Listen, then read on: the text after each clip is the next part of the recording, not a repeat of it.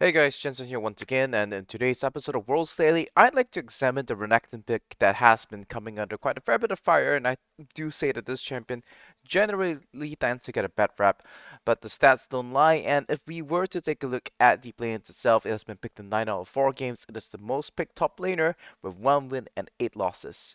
So what might possibly be causing pros to be picking this champion? Because if we were to look at the playoffs preceding Worlds, it has a losing record in most of the series, right? 12 wins and 15 losses in the LPL playoffs and regional finals combined, 4 wins and 10 losses, and even worse record in the LCK playoffs and regional finals combined. And I would say that this disparity isn't all too surprising, whereas LCK they tend to play a much more farm-centric style, where Renekton doesn't really utilize his prowess, where he's very good with two-lane teams that the LPL teams tend to do better with.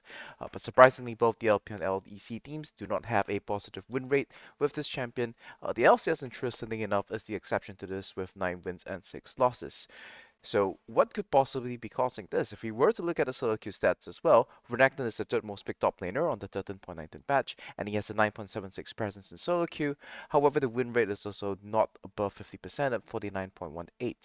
One of the possible reasons why pros might be picking this is the Spear of Shojin changes, with one of the highest win rate builds in solo queue being Goddrinker into Shojin into Sterak's. However, this build was only utilized once in the play-ins by Loud in their loss against PSG. So, despite all of these things, why are pro players still playing this champion? And if you were to look at the patch history as well, Renekton even got nerfed on the World's patch of 1319, where he went from 32 base magic resistance to 28 base magic resistance. Now, we have to examine the kit of Renekton and what he brings to the table.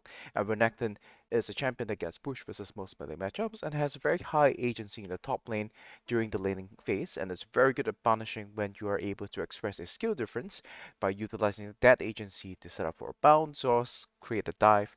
And we see this as well, where Renekton is able to snowball very effectively in top lane, where BDS's Adam was able to do it against Licorice and BDS's first game against Golden Guardians in the Worlds qualifying series. The champion in the mid game has very strong dueling in the side lanes and has got rather reliable on-demand CC that it creates for very strong skirmishes and contests when you are forcing fights with numerical advantages, so you're playing a pick and disengage kind of team fight.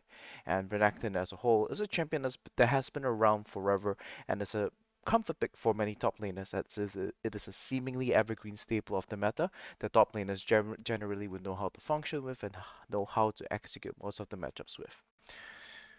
Unfortunately, Renekton is a champion that as an AD bruiser, he lacks multiplicative stats and itemization, such as the crit that AD carries have, or the multiplicative stats that tanks afford, where armor and magic resistance will kind of multiply with the flat HP that they were built.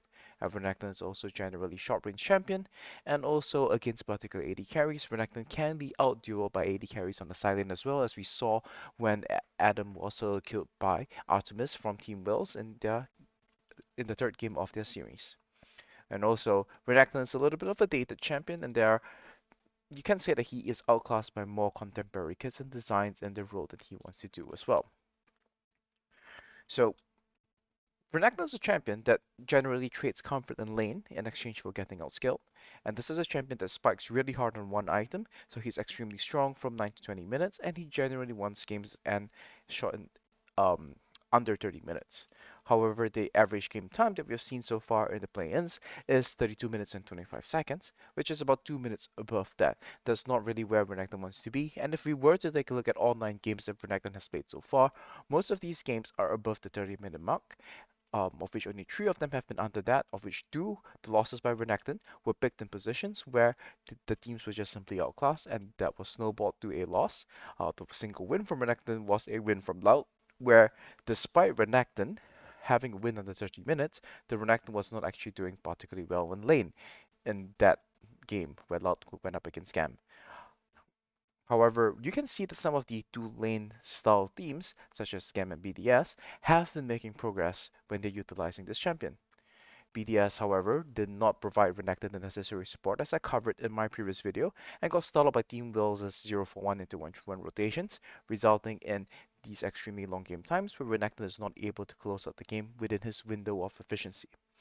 Whereas for Gam, they drafted a similar composition that was very loaded towards the early portions of the game, and they failed to close out a blow open lead when they obtained the Baron buff and got outskilled by Loud. in that game.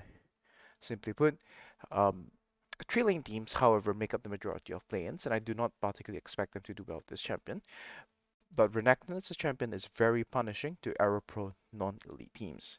So is this a trend that we will likely see, and we can say that, oh, he is doing badly in the lanes because it's a skill issue of sorts? Will Renekton do better on the main stage? There's some factors to argue for and against this, and one of the big ones is that mages in the mid lane will trend towards longer games as a whole, and people will be less willing to play towards these trends. But however, uh, that might not be the best approach. Playing a scaling, tree lane approach towards things might not necessarily be the best, especially with engaged supports currently being in meta, and that generally favors timing attack and two lane pick approaches as compared to the likes of Renata or an enchanted support, favoring the 1-2 setups that allow teams to simply stall things out and wait for neutral objectives for high levels of activity. And let's not forget the king of Renekton himself, JDG's top laner 369, going 12 wins and 4 losses in summer. Across his career, he has a 69.6 win rate with 56 career games on Renekton. So perhaps Renekton's poor performance in the plains might be a skill issue after all, but I have to say that the jury's still out on this champion, and we might revisit this topic once we enter the main stage itself. And that's my little piece on if Renekton is bad. And currently the stats are saying that I think in the plains, if you're looking at Renekton, this isn't the champion that you really want to be looking at so far. It creates too little room for error for yourself, and the general trend is moving towards longer games. Go for something simpler, execute on that, and that might be the deciding factor that pushes you and your team across the finish line. And with that, I hope you've enjoyed this video and a little bit more of a analysis as to what's allowing Renekton to function in the Plains meta. And with that, I hope you've enjoyed this video. Do drop it a like, subscribe, or even share it among your friends, or leave a comment and let me know what you think of this champion. And with that, get hyped for Worlds.